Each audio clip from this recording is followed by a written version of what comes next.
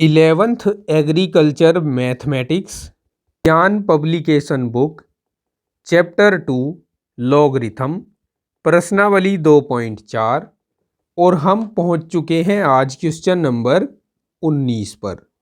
इससे पहले लघुगणक पूरा पढ़ाया जा चुका है, जिसकी वीडियोज़ की प्लेलिस्ट का लिंक मैंने दे दिया है डिस्क्रिप्शन में, आई बटन में और एंड स्क्रीन पर।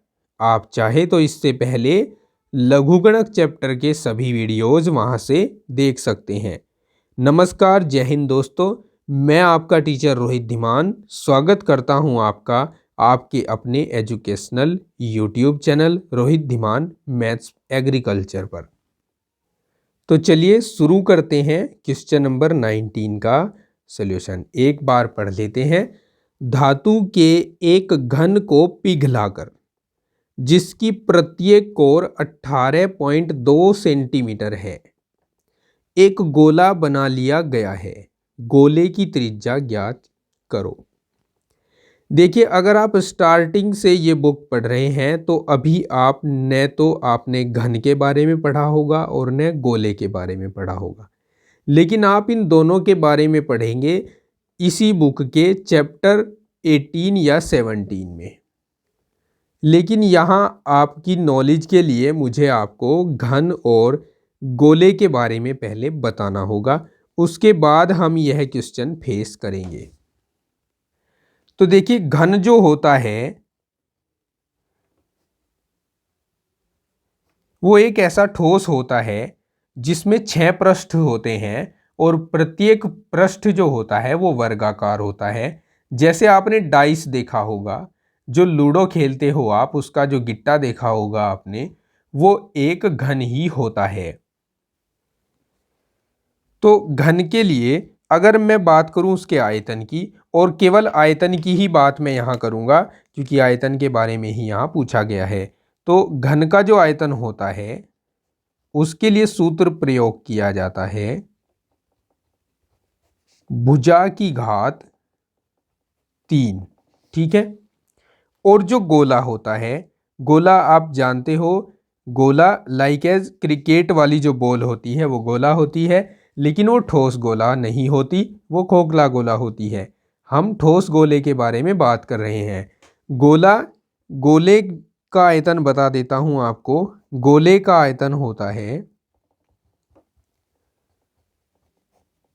4/3 पाई आर की घात 3, जहां जो आर होती है वह गोले की त्रिज्या होती है। समझ गए? ये दोनों सूत्र इस क्वेश्चन में काम आएंगे। अब हम क्वेश्चन 19 को सोल्व करने का प्रयास करते हैं। देखिए, हमें घन की कोर दी है, घन की कोर, कोर मतलब भुजा, ये दी है हमें 18.2 सेंटीमीटर, और इस घन को पिघलाकर एक गोला बना लिया गया है। देखिए, जब हम इस घन को पिघलाकर गोला बनाएंगे तो गोले का आयतन और घन का आयतन दोनों बराबर होंगे। तो हमें उस गोले की त्रिज्या पता करनी है जो इस घन को पिघलाकर इसके मटेरियल से बनाया गया है।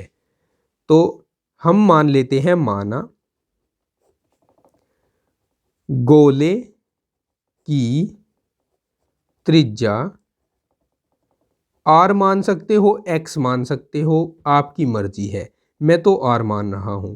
माना गोले की त्रिज्या 8 सेंटीमीटर है, तब गोले का आयतन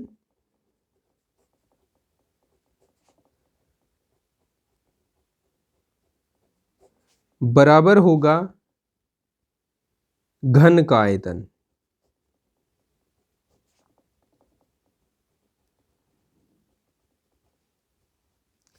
गोले का आयतन है 4/3 पाई आर की घात 3, और घन का आयतन होता है भुजा या कोर की घात 3। ठीक है, अब हम यहाँ वैल्यूज रख देंगे 4/3। पाई की वैल्यू रखेंगे, पाई की वैल्यू में यहाँ पर 3.1428 रख रहा हूँ और आर क्यूब को आर क्यूब रहने देते हैं। भुजा का मान रख लेते हैं 18.2 दिया हुआ है हमें भुजा का मान। ठीक है, अब हमें करना क्या है, हमें सबसे पहले 3 से इस संख्या को भाग दे देना है। 3.1428 को हम भाग देंगे 3 से। देखिए पहले तो 1 टाइम चलेगा, 3 एकम 3, दशमलव एज इट इज रहेगी। फिर ना चलने वाली 0 लगेगी क्योंकि 1 में तो पहाड़ा नहीं चलता। अब 14 में चलाएंगे, कितनी बार चलेगा, 4 बार, 3 चौक 12। यहाँ से 2 बचेंगे तो 22 हो जाएगा, 3 सत्ते 21। यहाँ से 1 बचेगा तो 18 हो जाएगा, 3 छंग 18। ठीक है, गुणा आर क्यूब इक्वल्स टू 18.2 हो जाएगा।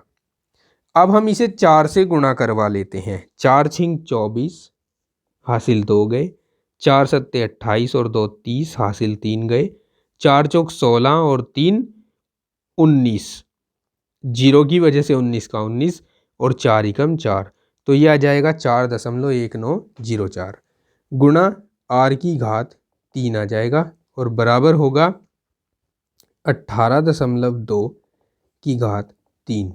अब आगे सोल्व करने के लिए हम दोनों ओर लॉगरिथम लेंगे, तो इधर लॉग 4.1904 और देखिए बीच में गुणा है तो हम प्लस से अलग करके इसको लिखेंगे लॉग आर की घात 3 और इसको लॉग 18.2 की घात 3 लिख देंगे। अब हम थोड़ा और सोल्व करते हैं इसको, उसके बाद हम लॉगरिथम टेबल से वैल्यू रखेंगे। प्लस ये 3 घात पहले आ गई, 3 log r लिख दिया इसे हमने, और ये 3 घात पहले आ गई, इसे 3 log 18.2 लिख दिया। अब हमें इसकी वैल्यू रखनी है। यहाँ 1 से बड़ी संख्या है और दशमलव से पहले 1 डिजिट है, इसका मतलब इसका पूर्णांश 1 - 1 अर्थात 0 है। अब हमें लॉग टेबल से क्या करना है, इस 41 के सामने वाला कॉलम देखना है। देखने से पहले मैं इसको एक कागज़ पर नोट कर लेता हूँ। ये मेरे पास है यहाँ 41 90।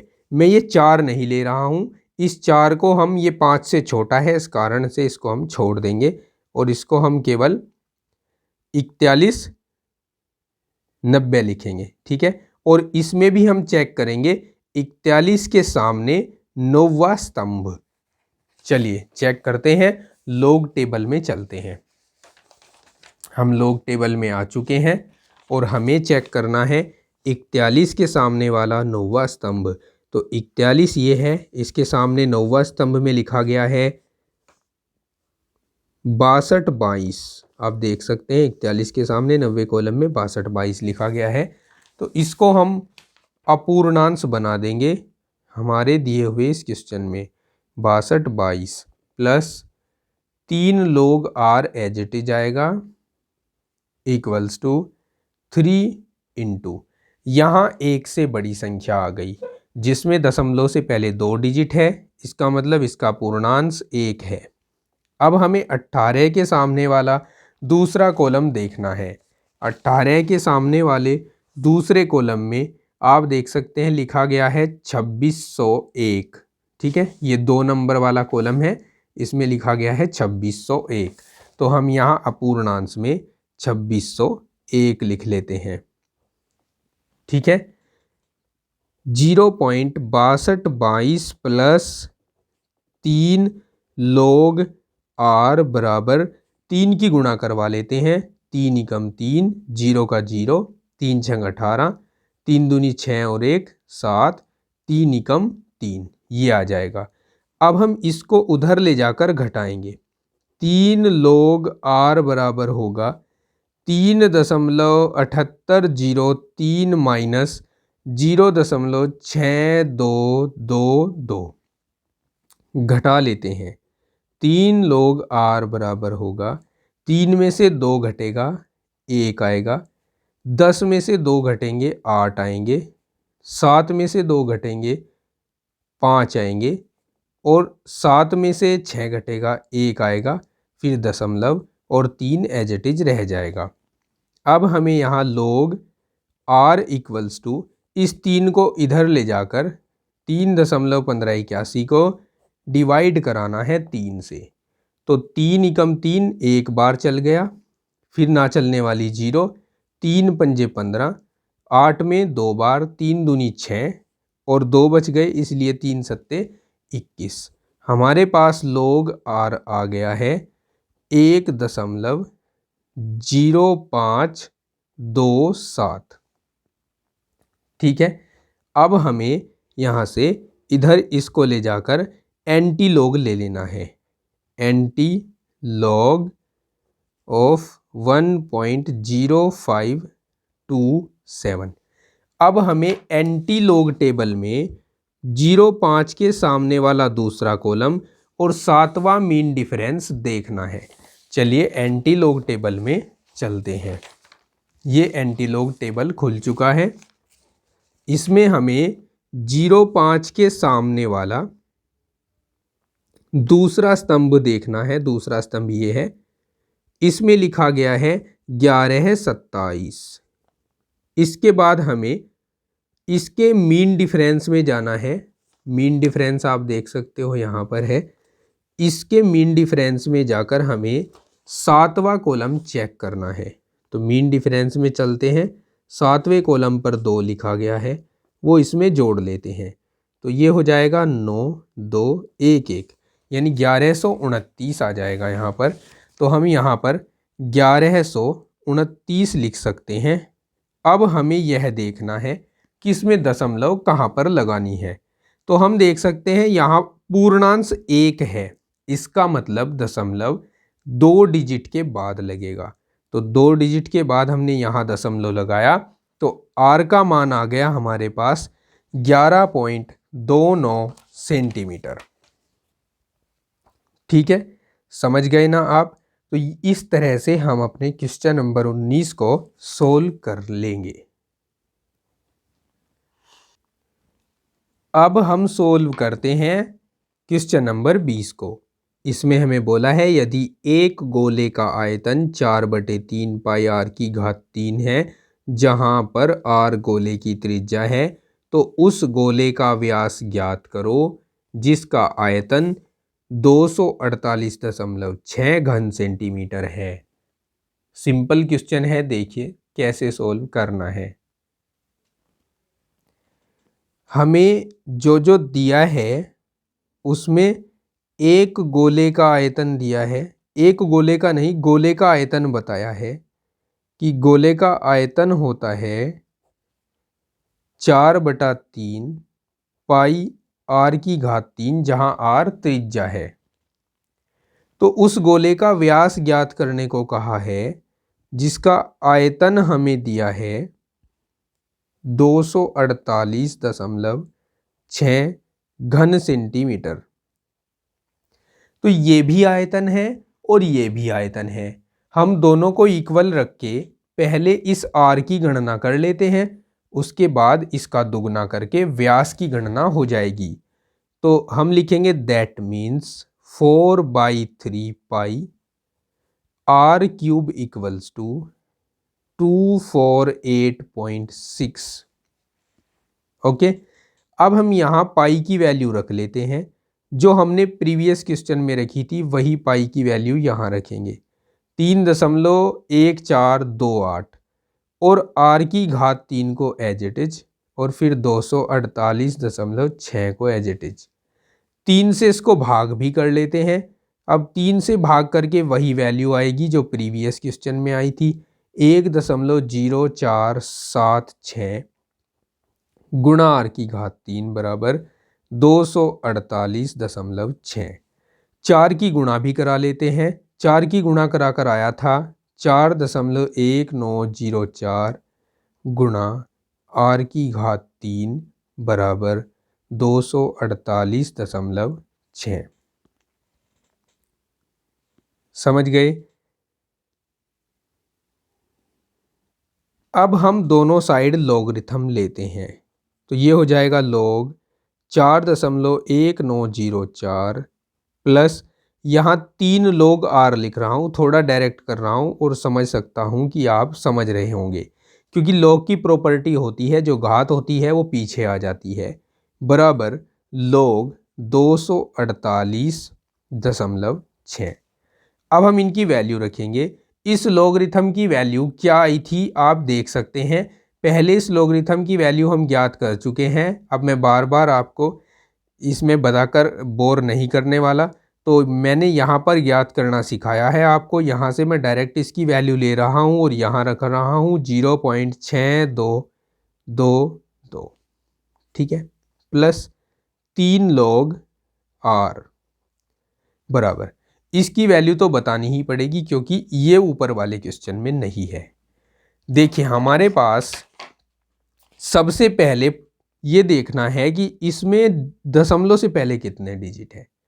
तो यहाँ 3 डिजिट है इसलिए पूर्णांश होगा 2, दशमलव लगाएंगे।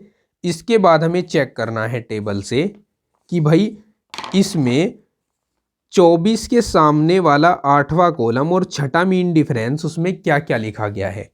तो लॉग टेबल में चलते हैं। लॉग टेबल में हम आ चुके हैं।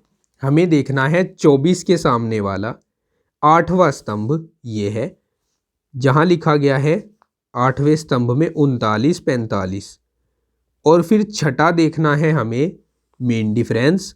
तो छठा मीन डिफरेंस में लिखा गया है 11, तो इसमें हम 11 और ऐड कर लेते हैं। 5 और 1 6, 4 और 1 5, 9 3, 39 56 हो जाएगा।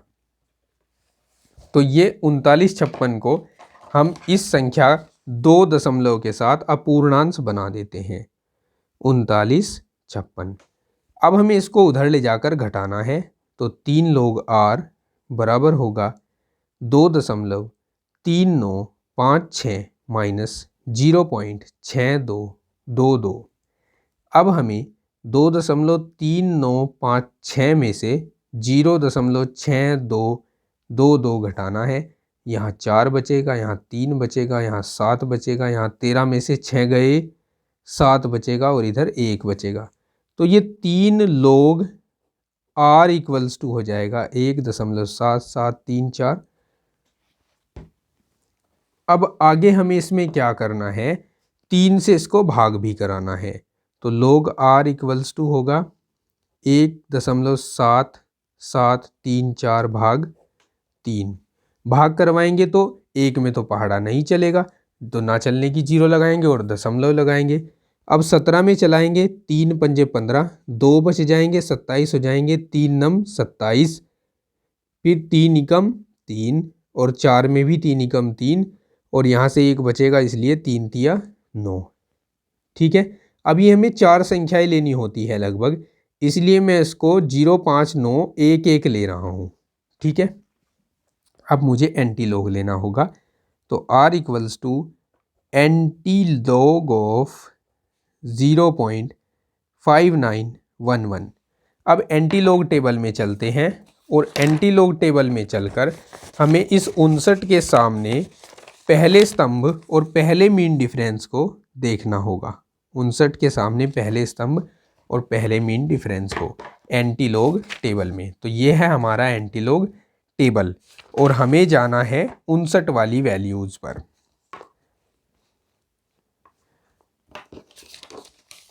तो आप देख सकते हैं ये है 0.59। इसका हमें 90वां कॉलम देखना है। 90वें कॉलम में लिखा गया है 3972। नोट कर लेते हैं 3972, 90वें कॉलम में 3972।